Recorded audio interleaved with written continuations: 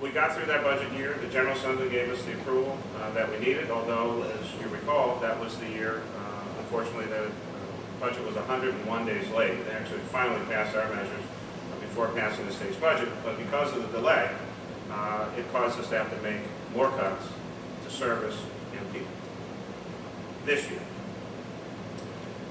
When I proposed our budget last year, I did not want to, I proposed, because we needed to raise the sales tax and also the property tax. Property tax in Philadelphia, the millage rate, has actually not been raised since 1989, although our real estate revenues keep going up because we have a totally backward and broken system that we've been living off of for a long, long period of time. I will not bore you with all of those details. This year, having been rebuffed by the council, who did not want to raise property taxes last year, we proposed two new funding sources because we did not want to raise any of the 5 major taxes in Philly: wage, business, real estate transfer, and sales. We did not want to have massive cuts in services. So I proposed two things to fill what was then going to be a $150 million budget gap. Sanitation service fee, and for some of you, the shorthand I guess on that might be a trash tax, and a sugar sweetened beverage tax. Now, only in Philadelphia, do the folks there believe that trash pickup is free. Only in my city do folks believe that it is free. That somehow, some way, the workers out there, the trucks are out there, and that's all volunteer work. It's just amazing. It's something unique to our city. And I'll come back to that in a second. The reason for the sugar sweetened beverage tax was twofold. One, we have a serious obesity problem in the city of Philadelphia, which leads to a whole plethora of other healthcare challenges: type 2 diabetes, cancer, stroke, heart disease, and a variety of others. Second, we had some serious fiscal health problems as well. 57% of the children in Philadelphia are overweight or obese, 64% of the adults. In the last 6 years, we've had an 18% increase in obesity in children of school age. So this is a very serious issue for us. And so, as you know, you can never really predict what a legislative body might do. The members did not want to have a sanitation service fee. They felt that that was inappropriate and aggressive, notwithstanding the fact that every county around the city of Philadelphia has such. And it was not just to pick up 2 bags of trash when you're recycling in front of your house. We were going to expand services, more citywide cleanups, get rid of graffiti, and vacant lots, and clean them up as well. So it was really kind of a value-added proposal. And the council decided that maybe we should raise the real estate tax. Okay. Why did we think of that?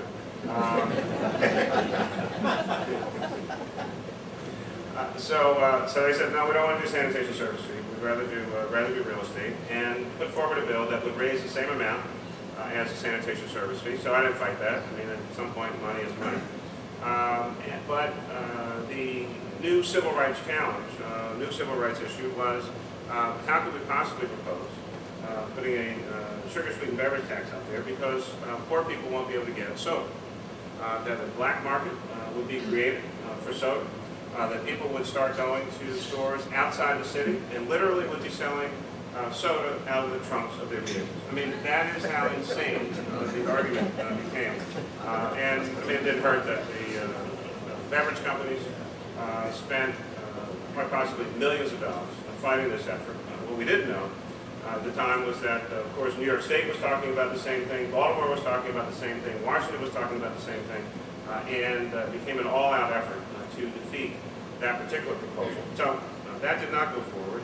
Council passed a real estate tax, a tax on smokeless tobacco, and a commercial trash fee, just for commercial businesses. Passed the budget. It was the budget I asked for. Unfortunately, some don't completely understand the concepts of fund balance and cash flow. And so, from a pure technical standpoint, we have a $42 million fund balance for FY11. Unfortunately, the FY11 budget calls for more money than that. It's like the beginning of the month, someone gives you $1,000. You're $1,000 to the good. Unfortunately, in the course of that month, you have $1,500 in bills. So you will have a serious cash flow problem at some point in time in the course of the month. And so we've had a lot of discussion about that and trying to help the members understand the difference between a fund balance and cash flow. As a result, I've had to cut an additional $20 million, and the members are complaining that since they gave me a balanced budget with what appears to be a surplus, why do you have to make additional cuts? And the reason is, of course, unfortunately, in the course of FY11, we will literally run out of money.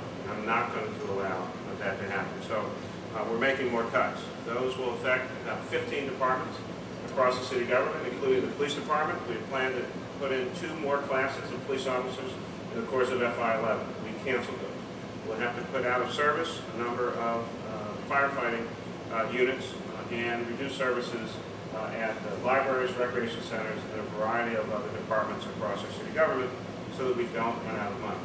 Compounding that problem is tax revenues or tax receipts are coming in lower than estimated because we're still in the middle of this recession. So I lay all that out and say to you, other than that, we're having a great time.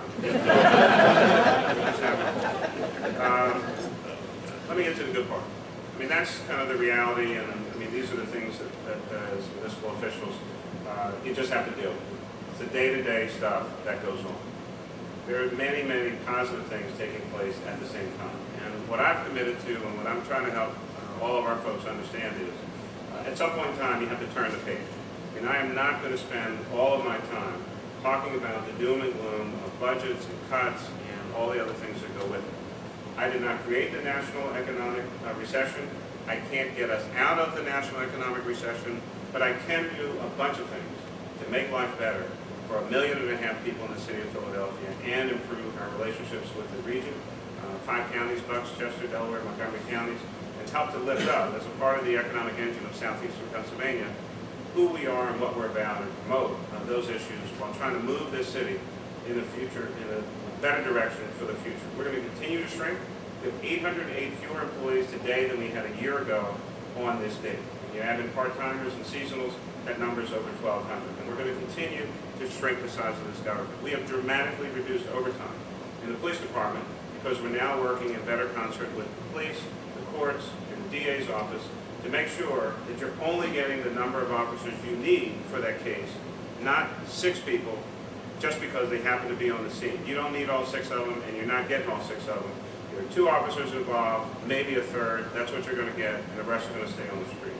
Police Commissioner Ramsey is consolidating other units to put more officers on the streets of Philadelphia while we wait for the latest class to come out. So there are a lot of things that you can do. On the crime front, as I mentioned earlier, the big issue in the 2007 mayoral race was crime in the city. Our crime rate was going up. Every other major city in the country was going down.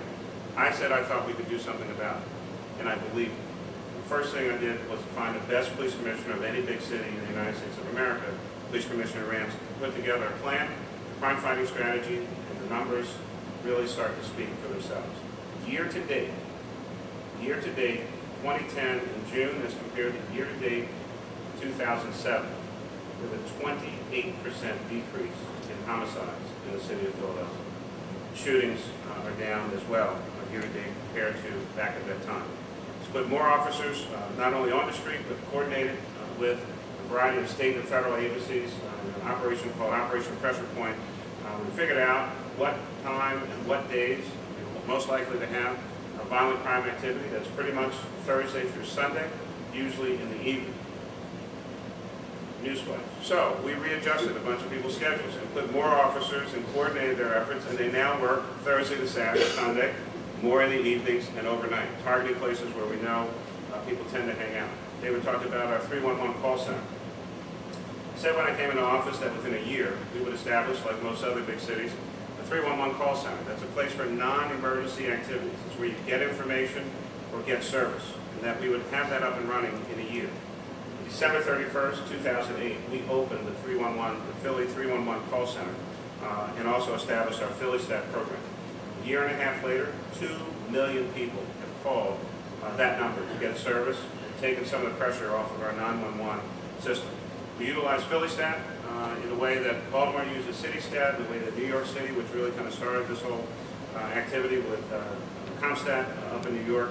We use that to hold our departments and agencies accountable. Come in, tell us what you're doing. What did you do last week? What did you do last month? And what are you doing next week and next month to provide better service to the citizens of the city? Philadelphia got hit. Again, not as hard as some other places, but hit pretty hard with the mortgage foreclosure problem. We created the Philadelphia Mortgage Foreclosure Prevention Program. Now 10,000 people have called for some level of service. We've saved nearly 3,000 people's homes, and another 5,000 or so have had some level of service or are moving through the process to try to get reconciliation. We did not pass a piece of legislation. We've had tremendous cooperation from the sheriff, the courts, the city council, of course the mayor's office, and the banking community to help people stay in their homes.